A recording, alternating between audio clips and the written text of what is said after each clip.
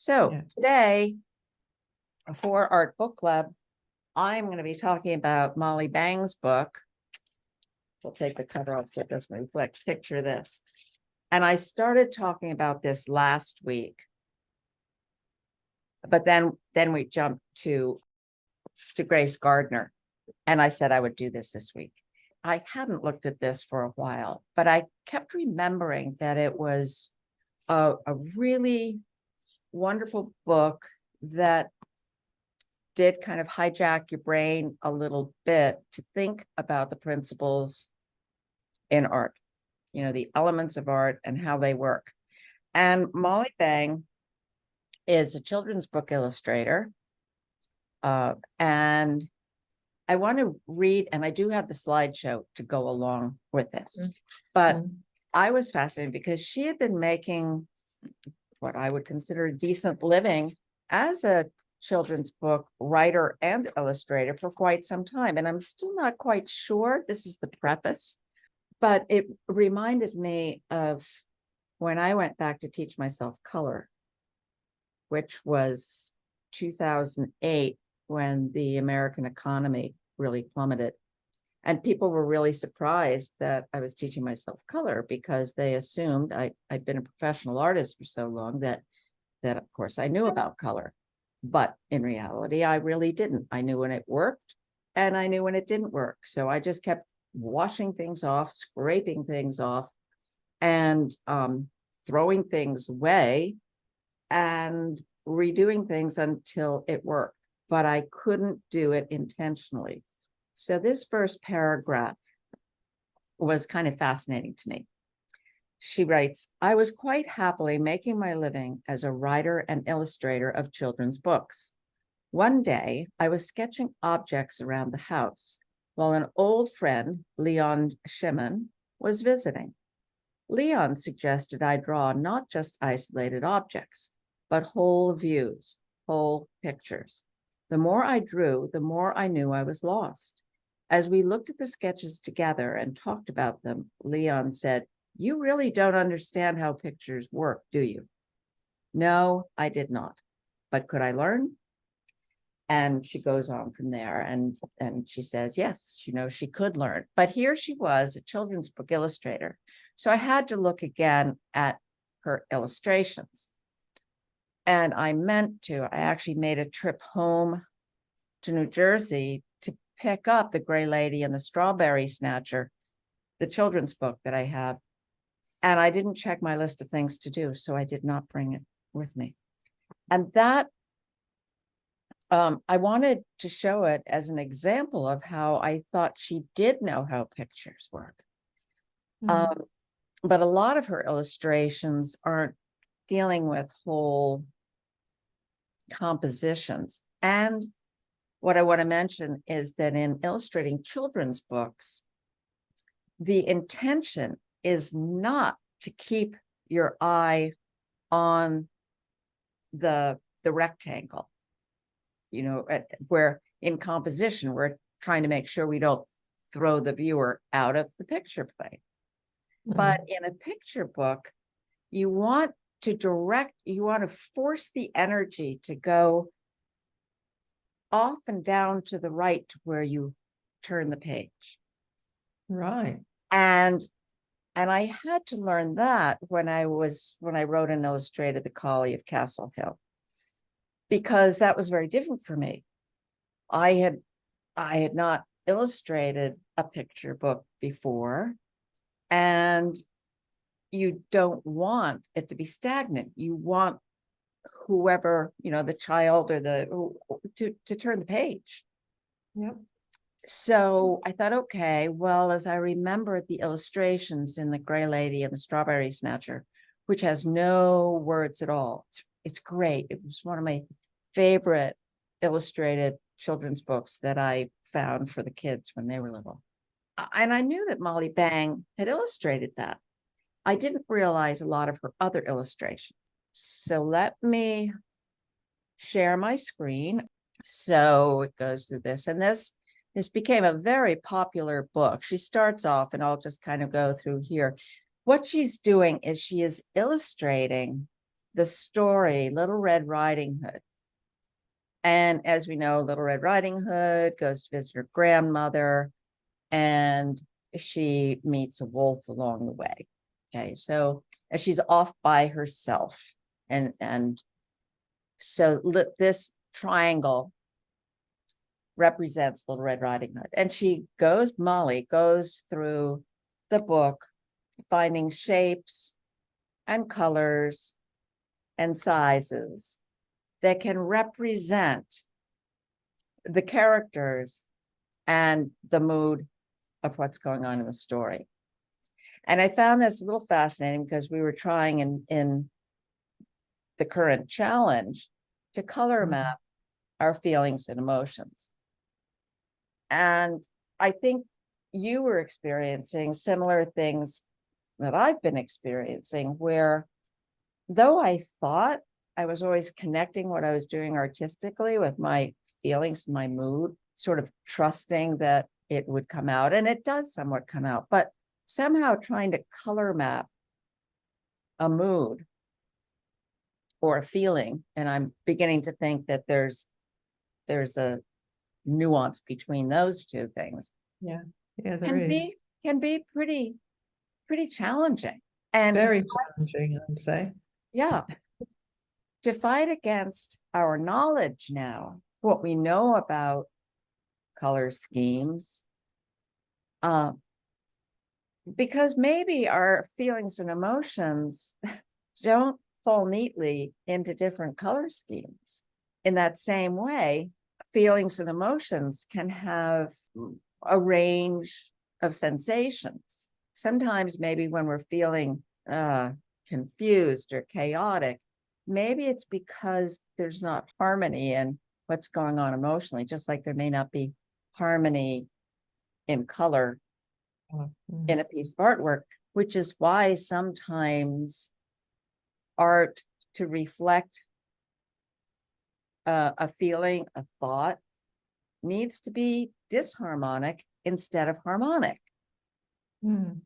So these are just all things that came up. And so going through this, here's Little Red Riding Hood. Here's a possibility for Little Red Riding Hood and her mother. Okay, they're both people, so maybe both represented by triangles, one bigger than the other. But she points out that now Little Red Riding Hood is kind of diminished, and the story is of that Little Red Riding Hood.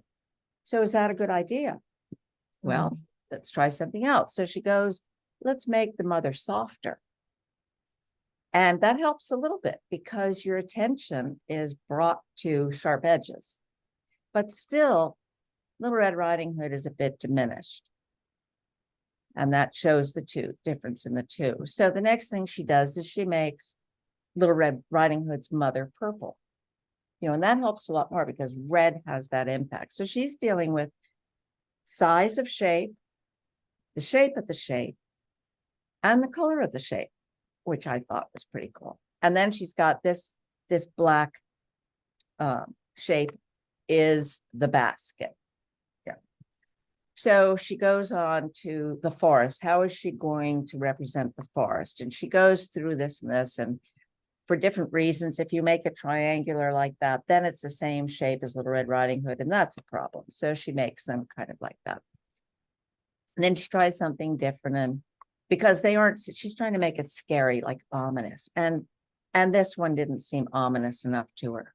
So then she goes and she brings some of the tree, she's really small. Little Red Riding Hood is really small, and the forest is really big.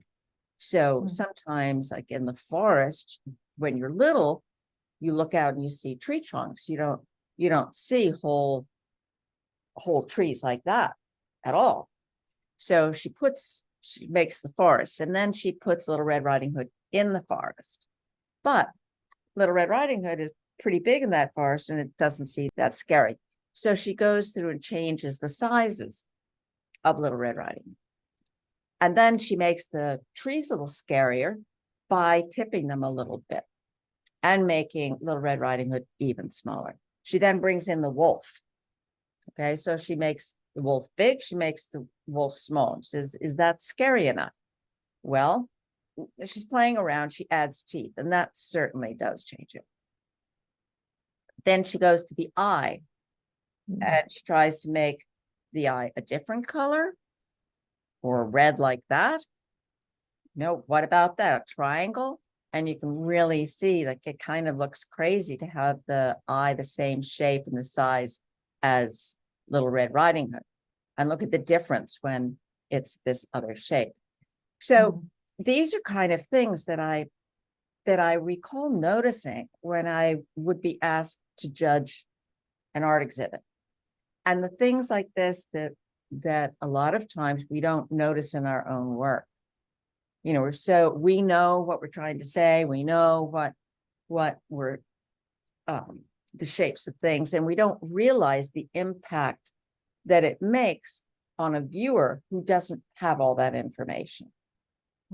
So, you know, as she builds this building of a composition of the elements, the principles in art, I find myself thinking, yeah, that's, you know, that's why that didn't work. Or, you know, that if it's the main subject, if it's the focal point of your painting, certainly.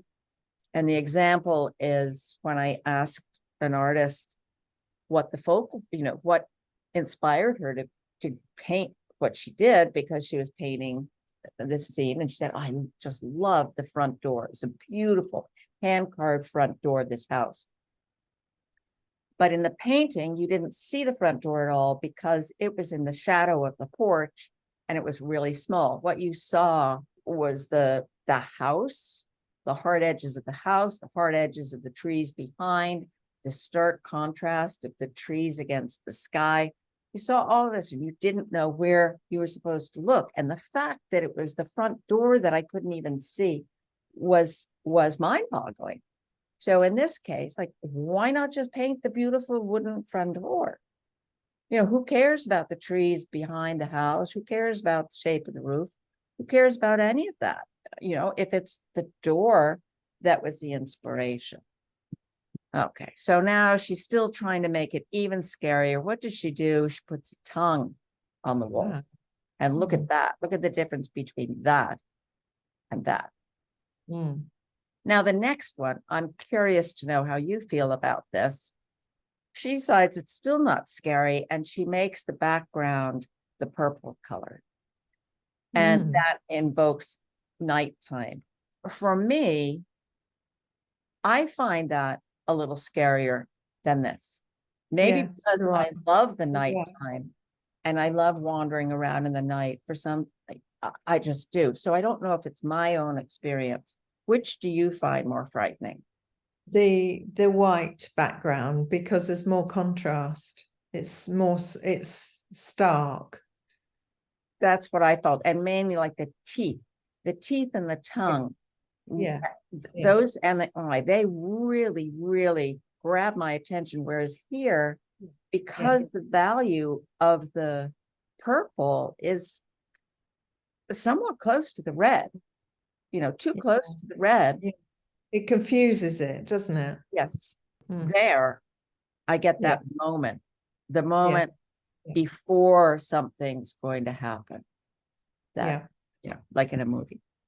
Okay, so that's the story. That's as far as the illustrations go that she does. She doesn't, in this book, she doesn't finish illustrating the story.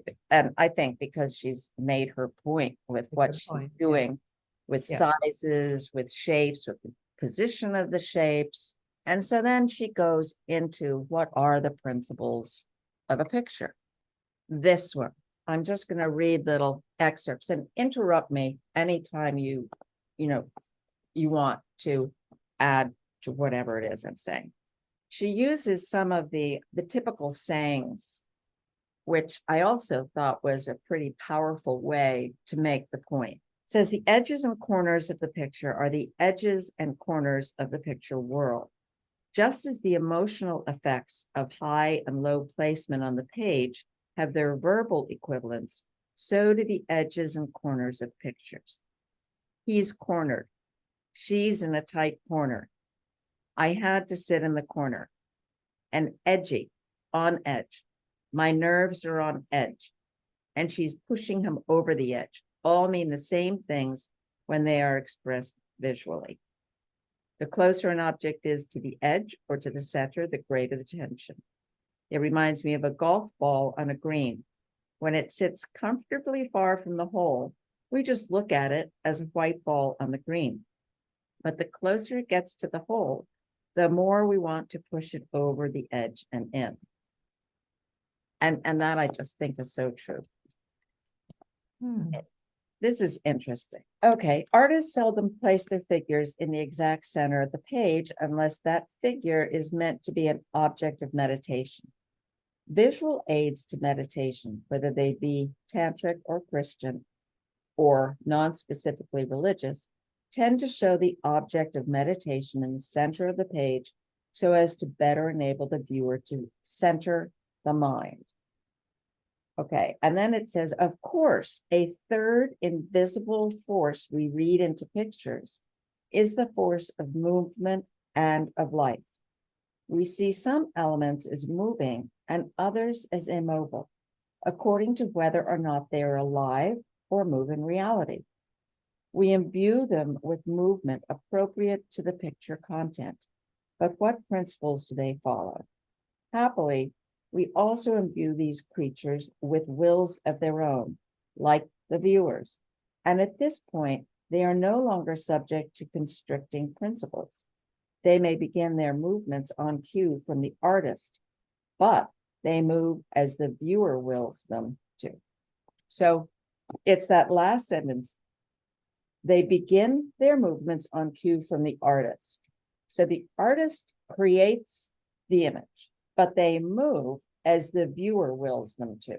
So it takes the viewer of the image, all of their life experiences, and they won't necessarily move the way that the artist plans them to.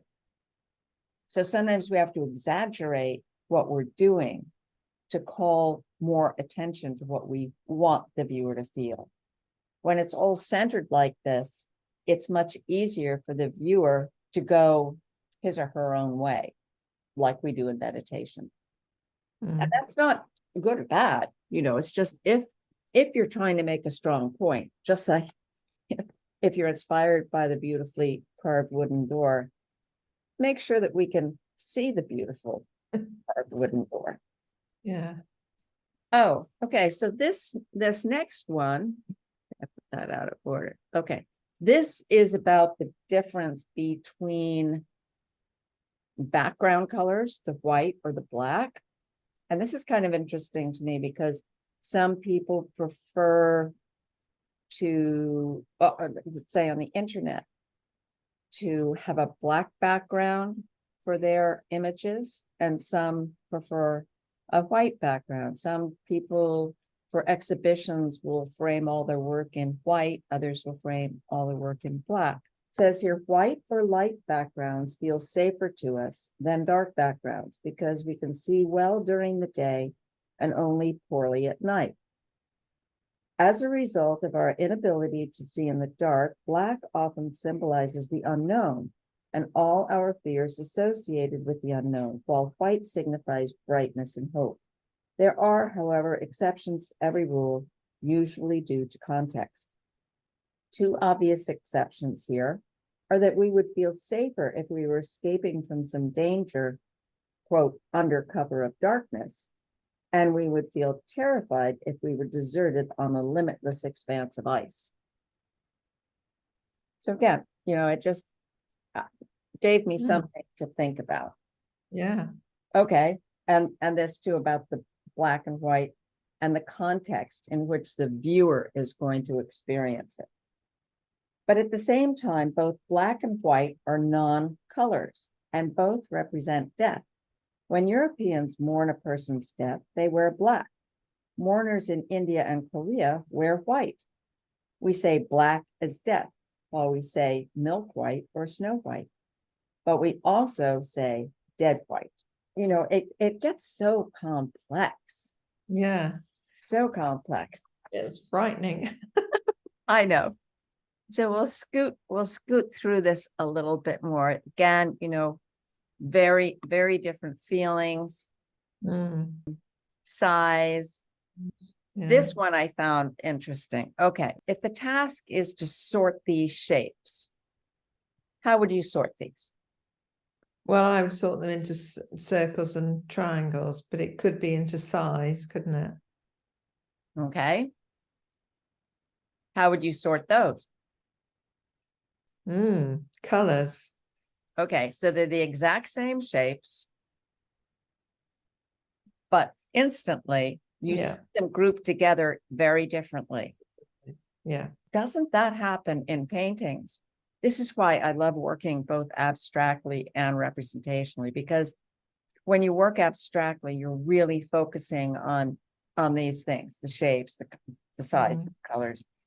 When we're working representationally, especially if you're working from a photograph or even from reality, who's to say that whoever created the reality in front of you had any inclination as to how everything goes together?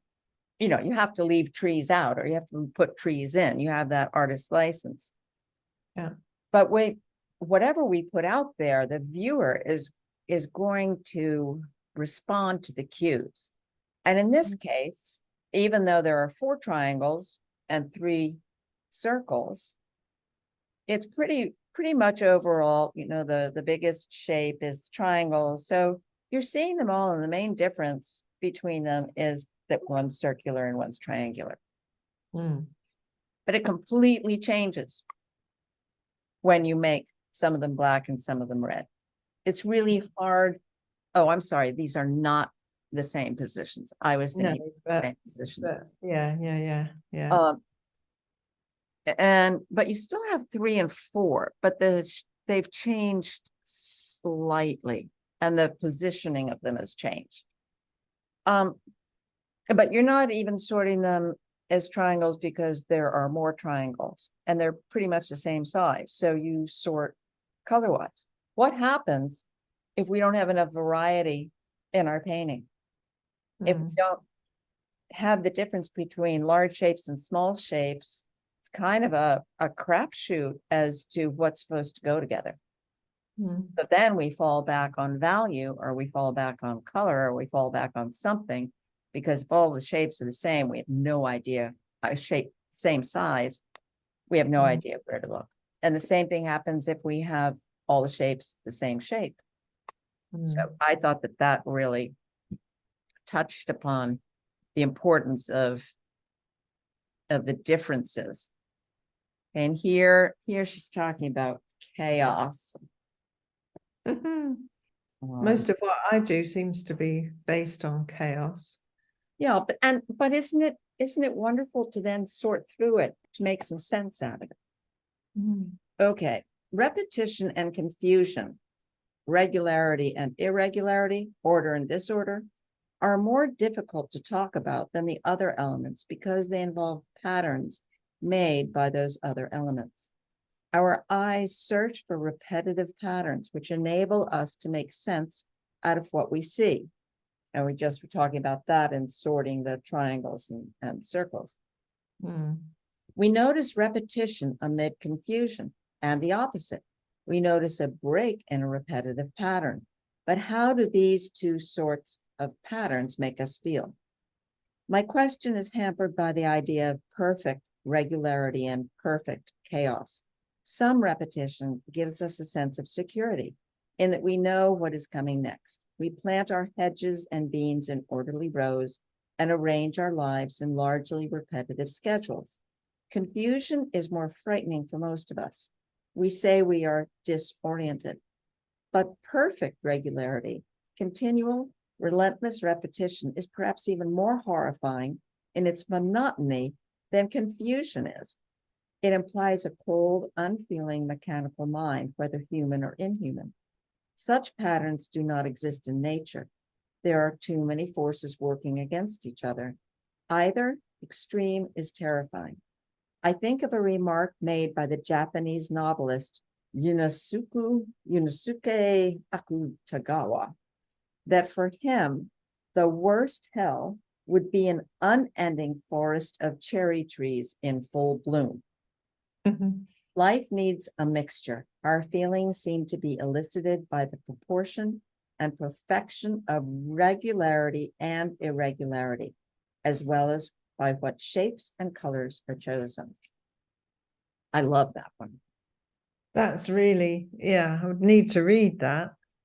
Way back at the beginning, you talked about perfect chaos. What on earth is perfect chaos? Absolutely no regularity. Yes, I think it would be like here in this, you have the regularity of the dashed lines, Yeah, and perfect chaos would just be, absolutely no regularity Yeah. anywhere. yeah, I think we run into it a lot. How we start off, maybe, well, the way I start off, we're throwing pain and adding things, and sometimes it feels like there's a rhythm already, but sometimes there is like complete chaos, which in some of my recent automatic drawing, it was utter chaos to begin with. And then I combined the shapes and made them the same color to kind of tame that. The chaos of the continuous line was still there. It was tempered with making larger and smaller shapes of different colors and values. Some may think that Jackson Pollock's work is utter chaos. I don't think so, because he works it into a fabulous musical rhythm. I was going to say his work has great rhythm. Yes, Doesn't it? it does. I believe along the way, it was probably utter chaos for quite a while, which is why there are so many fabulous layers to it. I've certainly experienced that in a lot of my thrown work that eventually thrown, meaning throwing the paint, where it just wasn't happening until all of a sudden something started to emerge. And until that point, it was definitely utter chaos. There was no regularity in any form. And so I had to keep throwing, keep doing things until something started to call out something somewhere. That was like a super gem for me. Yeah, no, that's really good. Okay, this next, and we're gonna have to end very soon. Okay, this one says the last principle involves combinations of all the others and is perhaps the most basic to our survival and to our way of understanding the world and pictures. It is simply that we notice contrasts. We know who says that all the time, don't we? Absolutely. Yes. Nicholas Wilton, all the time. Absolutely. Yeah. This is very Nicholas Wilton type stuff, this. Yes, but it's really, it's put in a form that's so easy to understand for children and for adults, and for professional artists who've been doing this for decades. Yeah. The contrast can be between colors, shapes, sizes, placement, or combinations of these, but it is the contrast that enables us to see both patterns and elements. Pictures, the human perceptions, are based on contrasts. There's some other things, but I think that's a good place to end that. That's really all fascinating, isn't it? Really fascinating. And a gem of a book. It's one that I think I got for my kids a long time ago, but I find myself going back to it. I haven't for quite a while, but it just came to mind when I was doing something with shapes, and I thought, that's a good book to go back and explore and maybe present. Yeah. So do you have any other thoughts? No, I mean, it's fascinating, isn't it? Because when you're talking and showing, I think I wouldn't be the only one inclined to think about what I've just been doing and how that fits in, fits in with what is being said. And I go back to this old thing about what you do intuitively and what you do as a result of knowledge. I do want to show one more that I thought of, this one. Okay. Now it shows two things, and And I know we've both experienced how one little dot can make the whole difference in Yes. something. Yeah, yeah, And yeah. this says it so clearly. And I think intuition, like you just mentioned, if you look at the one on the left, okay, kind of so what? Mm, mm, And you think, all right, well, I could put a little black circle up here and that would look like a moon or something, or, what could I do? And if I put a white square down in here, then it may look like a see-through to this. mhm, And so at some point, you think, well, let me try this, like something that you can't quite predict what it will do, but you just mm, try it. And I mm, think that this is magnificent. mm, It's that mm. little black, the size of it, the color Yeah, of it, the yeah, value of yeah, it, the yeah. sharp edges, 4 sharp edges all around, whereas the only Mm, other sharp edges are the edges of the canvas. yeah, yeah. That's Brave. where our intuition comes in and says, Mm. what do we try? And confidence, as well as intuition. Confidence to trust intuition. Yes. And that has to be nurtured on an Yes, ongoing basis. yes, I think it does. And Yeah, encouragement and support from others is important because yes, it yes. means that we don't know, we're in unknown territory when we take those chances. And if we're digging deeper to depths where our intuition maybe didn't go before, and it's also exciting, and it becomes more and more challenging the more we know, Mm, because the more we have to put aside and shut out in order to take bigger chances. And the proportion, I mean, you can't expect all your paintings to be wonderful. mm. Expect more and more. People are horrified when I say I fill my dumpster all the time with paintings. Well, I don't have my dumpster anymore, so I'll just be filling the garbage can with them. It's because I've experimented so much, I've taken so many chances and made a lot of really Yeah, horrid yeah. things. But that's the name of the game when we want to learn more and take this journey to see how our spirit, how our soul, how our inner artist connects with this wild, wacky, beautiful world we live in. Mm. Thank And you.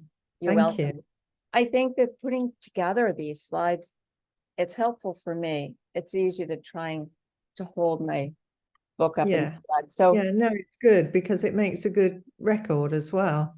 yes, whenever you want to bring up a book, if they're, do send me photos. It's so easy to put these little slides together and Okay. refer back to them.